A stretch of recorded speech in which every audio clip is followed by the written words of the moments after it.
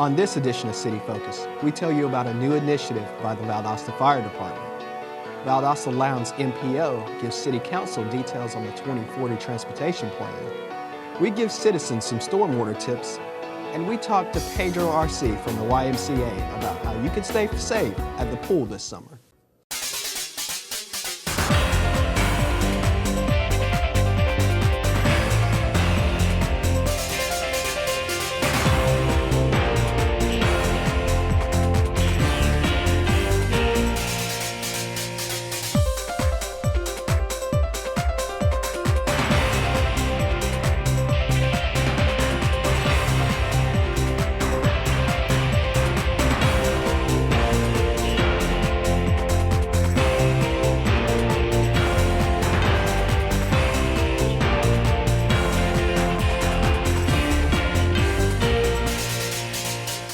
Hello, I'm Marcus McConico, the media coordinator for the City of Valdosta, and this is City Focus, your source for information for what's important in the City of Valdosta. Let's take a look at a few of the key topics that are happening in the city this week. Training is important for all firefighters and departments. The Valdosta Fire Department is taking training to the next level by including the graduates of the Citizens Fire Academy. Introduction to a new program that we're starting. It's called CFAR, C-F-A-R, and that stands for Citizens Fire Academy Response Team. And what that team is designed for is to be an additional resource to help out on firefighters when doing non-suppression activities. The members, to be a part of the team, you have to be a graduate of the Citizens Fire Academy and you have to have your CPR AED certification. One of the main purposes of involving the Citizens Fire Academy graduates is for them to aid in the rehabilitation policy Chief Broom is putting more effort into. In the future, we're seeing them helping out, like I said earlier, with any type of roles that we feel that will taking firefighters away from doing their fire suppression activities. Mainly, they're going to help out with rehab. So anytime we have an incident where firefighters need proper hydration, cooling down efforts and things like that, we're just going to call them, ask them to come out, provide them water, give them towels and do things so they can get readjusted and be ready to go back to the incident. The safety of each firefighter is extremely important, but there are other perks for the citizens of the city. There are several reasons we put this program in place. One, since I was hired, I always said that we were going to be a community department, be more involved with the community, but we want the community to be involved with us. So we started with a Citizen Fire Academy, and this is another opportunity to allow the community to get involved and be a part of the fire department. Another reason is that we put this in place is that there are times when we have large-scale incidents and we need help from our citizens. So the Citizens Fire Academy team will be trained, they will come in and they'll be able to do the little roles, and by them doing the little smaller roles, it allows the department to let the firefighters go back to the incidents and concentrate on the bigger jobs. And the third thing is that we're hoping that this program will also help not just the department but the community improve our ISO rating. So if it may not improve it, but we're hoping it could help us maintain our level 2. It affects your overall homeowner insurance. Right now we currently have a 2. So we're hoping to improve that. Usually when you improve it to a 1 or the next category you can improve it to, that most homeowners insurers see anywhere between a 10 to 20% decrease in the homeowner's insurance. If you would like more information on CFAR and the Citizens Fire Academy, contact the Valdosta Fire Department at 229-333-1835. The Valdosta Lowndes MPO has completed their long-term transportation plans and presented them to City Council this week. The 2040 Transportation Vision Plan proposes $1 billion for road improvement, public transit, and accessible transportation for all people and freight. The plan projects 44,000 more people and 21,000 more jobs in the region. City Council had their questions answered, and the public will get their opportunity during 3 open house dates: July 15th at South Georgia Regional Library, July 22nd at Southern Georgia Regional Commission, and July 30th at McCullen Southside Library. Some of the projected projects in the plan include I-75 exits in Lowndes County, Jerry Jones, Eager Road, and Baytree intersections. Tired of waiting in lines to pay your utility bill? Many citizens don't realize the many ways a payment can be sent into the customer service division. We have several options available on our city website at valdostacity.com. You can go on there and you can pick Pay My Water Bill. And from that point, you can submit your payment. And that is the quickest way outside of coming in and paying it personally to get to your account. We also have our phone system that you can call in. You can make a payment over the phone. Now, really remember that on the phone system, it takes 24 to 48 hours for that to process. As with the website, it also takes 24 to 48 hours to process, but it is processed every day, just like the phone system is, but it just shows up on your account quicker, okay? Now, we also take payments from your bank account. If you have bill pay off your bank account, we accept those type of payments as well. All we ask is just remember to put your account number in there correctly so that we know where to put the money, because we don't want to have to delay your payment. The website is very easy to navigate. There is no signing up and no usernames or passwords. We don't require any of that. All we ask for you to use is your account number with the hyphen, your last name, and your full name as it appears on the bill. That's the only information you have to get onto the website. And you can look at your bill history, you can look at your consumption, you can look at your payment history, you can look at all kinds of things out there on the website. If questions arise on your statement, citizens can also email instead of the traditional phone call. Any questions whatsoever, if they can send us an email at utilitybill@valdostacity.com, we have somebody that handles that on a daily basis, and they can get a lot quicker answers than to calling us on the phone. Because we average anywhere from, I would say, anywhere from 1,000 to 3,000 phone calls a week. We get those emails and we can answer them while we're on the phone, or we can answer them quicker if they just use that process. For more information, contact customer service at utilitybills@valdostacity.com or 229-259-3510. The police and fire department wants to invite everyone to their Guns and Hoses Battle of the Badges blood drive. The competition between the two departments will aid the American Red Cross. This is just another way for the area to save lives and help the community. 91 pints were collected at last year's event, which was a record for a blood drive held by the city. This is going to be fun. We need more people to help with this too, though. Last year, I think we had roughly, 91 pints of blood. And whoever wins or loses, it doesn't matter to us at the end of the day. Our goal is over 100 pints of blood. And if that happens, I mean, am I right on that? They're telling us that's never happened with the city. It's never happened before. Never. 91 was the highest that city ever has had. So we're both pledging 50 as a minimum. And at the end, I say the community wins. To make an appointment, citizens may visit www.redcrossblood.org and enter keyword City Val. For more information, call the Valdosta Fire Department at 229-333-1836 or the Valdosta Police Department at 229-293-3102.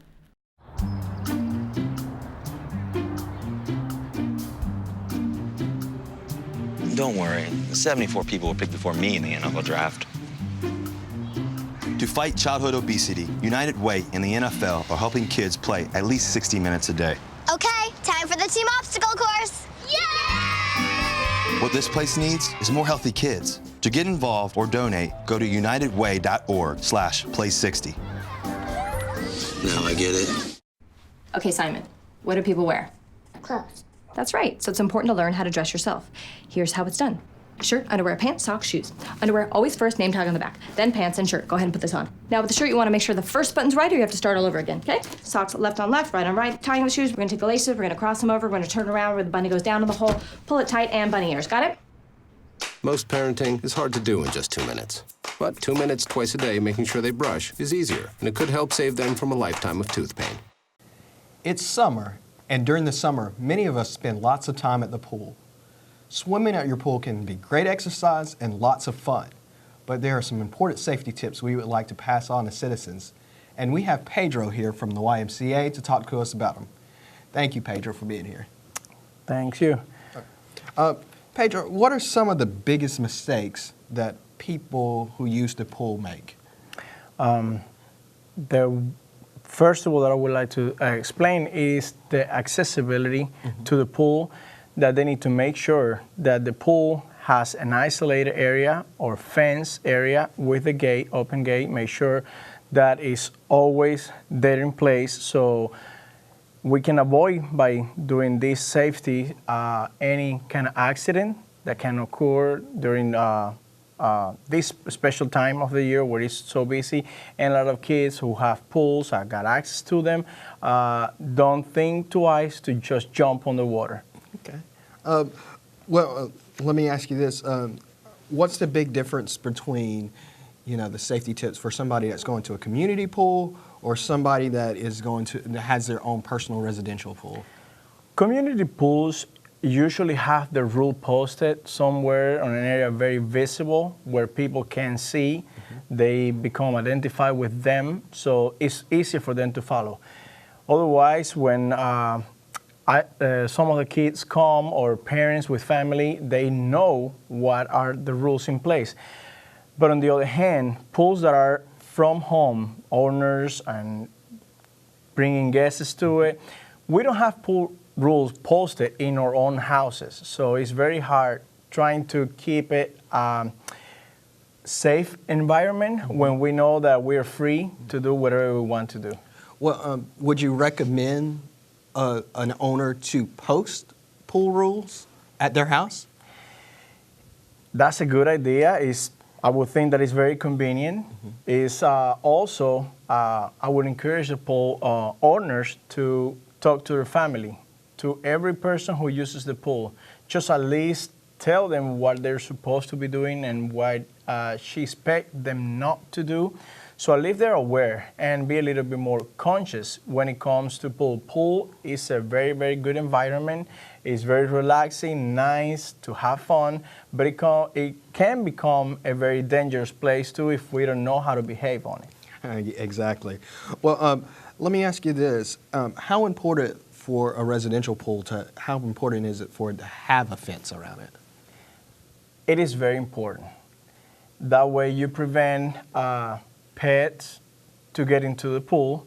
Not only that, if you are around small children that don't know those boundaries yet, they don't scare or afraid of the water, so they don't have that conscious of that can be dangerous. So that is very, very helpful on this case, and it's very recommended to it. And let me ask you this. Do you recommend we send all of our kids to have proper swimming lessons? Definitely. As in fact, we host a program which is called Swim Lessons for all ages, and where we have different options. We offer swim lessons private for a kid with an instructor, or one-to-one, 30-minute section 4 times a week. So we also offer parent-child. That means the kids that are very small on age and very more dependable with the parents, they can go there and get accustomed with the environment on the water and develop that trust on it. We teach them skills, how to swim, how to float in the water, teaching different strokes to move on the water, and it's very, very important. I would recommend to everyone who has a pool or live close by to a water body area that they become familiar and acquainted with at least basic skill of swimming. Okay. Is there any other tips you would like to give people on how to be safe around their pool this time of year, actually all year long? Yes, definitely I will keep encouraging about rules. We would not be safe if we ignore rules. So rules are there just to protect us and allow us to have fun. So we can only have fun and be able to come back if we are able to follow rules and obey them as best as we can. No ignoring that. Sometimes we get too excited, but not carrying that over. So I think that I would recommend everyone just to enforce rule. When we abide by rules, we're doing everything good. We enjoy ourselves. We have good time. We would like to thank Pedro for coming in and teaching us about how to be safe at the pool this summer, and we'll be right back on City Focus. Oh! Checking your fantasy league? Nah, just my 401k statement. Nice. Where'd you find the money for that? I just been saving a little every month. I can't seem to save anything. Well, what about all this? What about the money you're spending? What money? It's gone before I can get my hands on it. I got a pizza for a Todd. Hey, can somebody spot me? When it comes to financial stability, don't get left behind. It's 547. Get tools and tips for saving at feedthepig.org.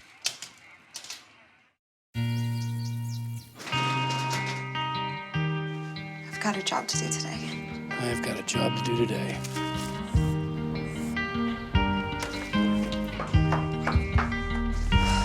Have a good first day at work, Mom.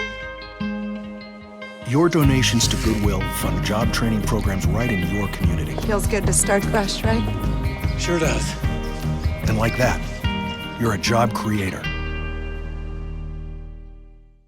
The City of Valdosta and Stormwater Manager Angela Bray would like to share some lawn maintenance tips for citizens. During the hottest parts of the summer, you really actually only need 1 inch of water per week, which is on average about 20 minutes per watering. And in order to measure that, you can always buy a rain gauge, to detect the amount of rainfall. And then when nature hasn't provided, then that's whenever you can water. And again, you want to focus on when to water as well. That time would be between 6 a.m. and 8 a.m. Obviously, you want to look at the forecast. You don't want to water when it's windy, and especially during midday. Citizens need to cut their lawns, but to also be careful not to cut it too low during these summer months. It can range from anywhere from 1.5 to 3 inches tall, depending again on what kind of turf you actually have. Those numbers, can be looked up. They're out there, or you can ask your local landscaper as well. But again, you want that height because within that height, it provides a deeper root system, which increases the density of the lawn while also decreasing the weeds. And what should we do with those pesky lawn clippings? The advantage of leaving the clippings on the lawn would be it provides a nutrients to your lawn. They decompose very quickly. A lot of people will go ahead and bag those up or rake them and put them at the end of the road or driveway for the city to pick up. But again, that's big nutrients that you're missing out. Blowing them into the street, you're obviously, you're gonna eventually blow them directly into the storm drain. So again, that leads to your local streams and rivers and will decompose within the stream and river. And then you're going to have high levels of nitrogen, which will affect the fish and the aquatic life. Be cautious of over-fertilizing, and remember, not all lawns need fertilizer. And you can always get your soil tested. Every lawn doesn't need fertilizing. So you can contact your local Lowndes County Extension office and they will run a soil sample for you. If you need more information, you can always call the Stormwater Division at 259-3530. And always remember, only rain down the storm drain. Sharon McKinnon has been named July 2015 Employee of the Month for the City of Valdosta. Mayor John Gale, along with Public Works Director Richard Hardy, made the announcement at the July 9th City Council meeting at City Hall. During the past several months, McKinnon has devoted her personal time and efforts to serve citizens in 4 citywide events: the Azalea Festival, the Springs Electronic Recycling Event, Government 101, and the annual Job Shadow Day. The City of Valdosta congratulates Sharon McKinnon for her work for the City of Valdosta. Recently, Moody Air Force Base held a public meeting at City Hall Annex to present its Air Installation Compatible Use Zone Study. Citizens and public officials received information on the effects of aircraft noise and accident potential for neighborhoods surrounding the base. The reason for the program is to protect public safety, along with continuing their mission of national defense. For more information on the study, visit www.moody.af.mil.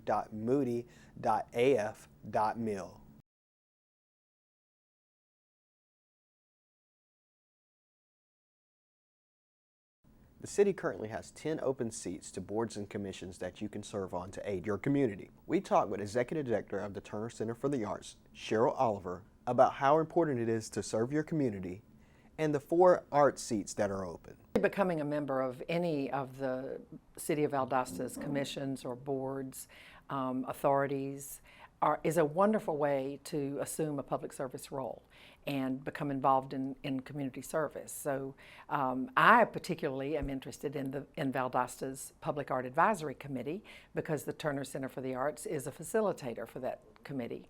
And we do house their meetings, we provide the venue space, and we facilitate the meetings and assist in any way we can to promote public art in our community, because if we do that, we actually enhance the quality of life for all of our citizens. So right now there are 4 positions available on the Public Art Advisory Committee. And a couple of them have specific requirements. One is that you have to be a member of the Turner Center for the Arts or Lowndes Valdosta Arts Commission, which is our parent organization, and be a member of our board of directors. Another position is available if you are a member of the Turner Center and you are a professional artist. And then there are 2 positions that are appointments at large, community at large, and those will be done by City Council. That it is one of the most rewarding things that they've ever done. As you see the addition of public art in our community, it just makes you feel so good to know that you've had a part in that. We are beginning now to get feedback from citizens who see the things that the committee has placed in our community. Right now there are 4 major pieces of art that have been placed around our area, and 1 more will be going in soon. We hope at Drexel Park. We're working on that one. Many people are beginning to see the little bronze seesaw boy and girl at Mackey Park that was just installed a couple of months ago. And of course there's one down on Martin Luther King Drive at the headquarters of 100 Black Men of Valdosta, a little boy on a globe with a book in his hand, and that's just a fantastic piece. Of course, right outside the Art Center on Patterson Street, we have the great big giant red metal sculpture designed and created by Bob Kuhn. Let's see, don't forget our mosaic mural down in Benny's Alley. That is a spectacular piece that speaks to the history of Valdosta and Lowndes County as it relates to the Withlacoochee River. So I would encourage people, if they have not seen that piece, go to the Ashley Street end of Benny's Alley, the Collier Jewelry Building, and take a look at that. Just stand there for a few minutes and really contemplate what that means. It's an amazing piece of art. And we have 2 more pieces being created this summer with help from Boys and Girls Club members and community members at large. We're giving workshops over in our Hudson building across the street, and they are creating tiles and all kinds of other things to go on these 2 pieces of public art. So it's growing, and we're all excited about the roles that we have to play in it, and we invite other people to become involved as well. For more information, visit our website at valdostacity.com.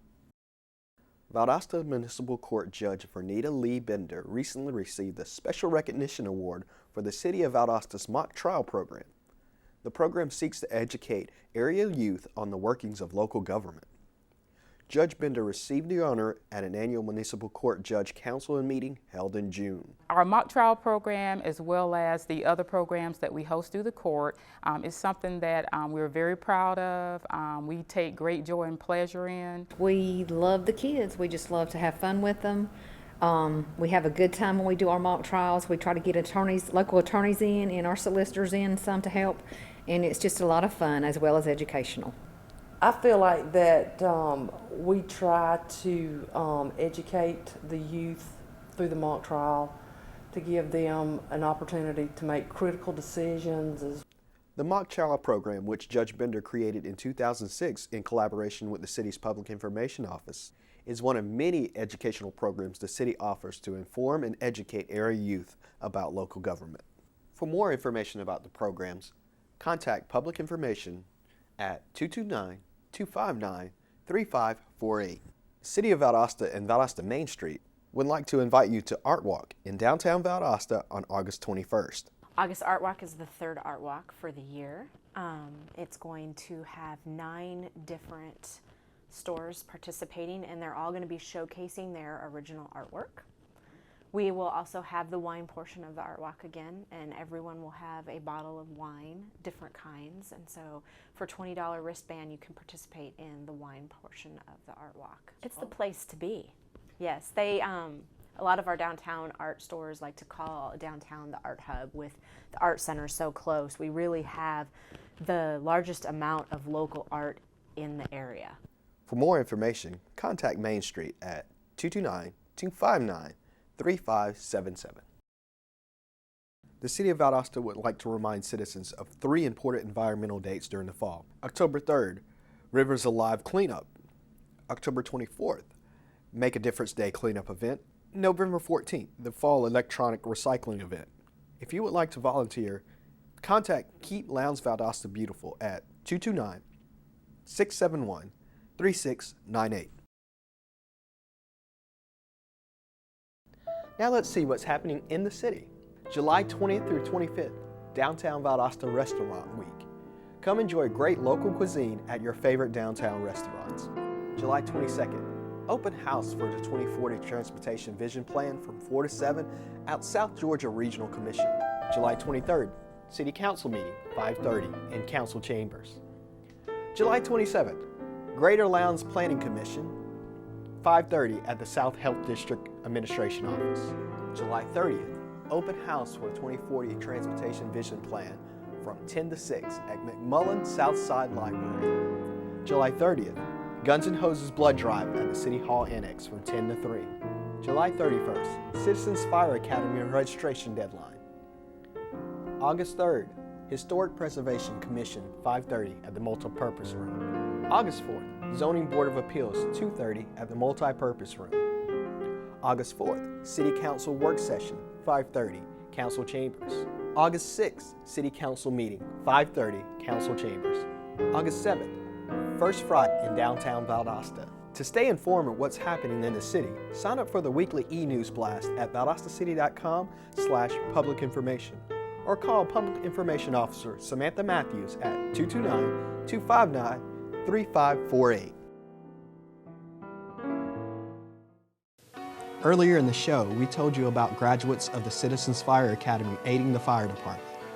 The Citizens Fire Academy is just one way to get involved with your local government. There is also Citizens Police Academy and Government 101. We encourage all citizens to become more involved with your community, and these are just a couple of ways that you can do so. This concludes another edition of City Focus. Be sure to visit our website, valdostacity.com/Metro17. Like us on Facebook, Valdosta City Without Limits. Follow us on Twitter @City of Valdosta, and subscribe to our YouTube channel, Metro 17 Valdosta, to see past shows and stories. Thank you for watching, and we'll see you here next time on City Focus.